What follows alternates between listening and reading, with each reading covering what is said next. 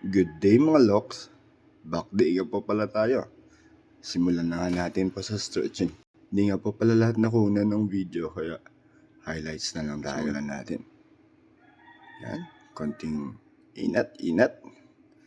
Sabay tedhang. Yan. Activate natin po yung ating likod. Yan. Kailangan natin yan bago tayo simula mag-pull up or magbuhat. Kailangan natin ng stretching at warm up. Yan. Kita nyo naman. I'm on the floor. Eto na. Simulan na natin ng setup dito sa Smith machine. Kailangan nating ibaba to na makatulong sa atin. Kitapos nga lang tayo ng 0.5 sa height. Medyo short. Yan. Nagsimula tayo mag-muscle up. Unang subok na po pala natin tong muscle up na to. Unang pasok natin sa ating workout. Yun.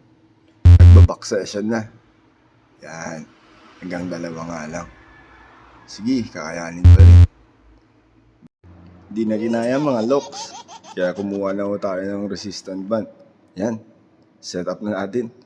Nang madagdagan yung 2 muscle up natin. Wow! At eto na. Back set na naman. Yan. Nang madagdagan 2 muscle up. Isa. At ang pang-4 ay babak na nga. Wow! Yan. Di na kinaya ng ating grip mga loks. Check na natin ulit. Yan. Kita nyo. Yun. Sakit ng lower chest ko na. At di na nga natin pinilit mga loks. Sinimulan na natin ang ating workout. Yan. 10 wide grip 10 repetition lang po sa bawat routine. Kaso nga lang, di natin nakuha ng lahat ng mga routine. Dahil sa nagturo nga po tayo, may dumating po na client at 2 client na magkasabay. Buti nga lang, separate routine yung ibibigay natin sa kayo. Kung gusto nyo guys, malaman ang aking routine o workout routine, PM nyo lang ako guys. Charot. Wow! At sana magbuhat na rin ako kayo dito. Haha.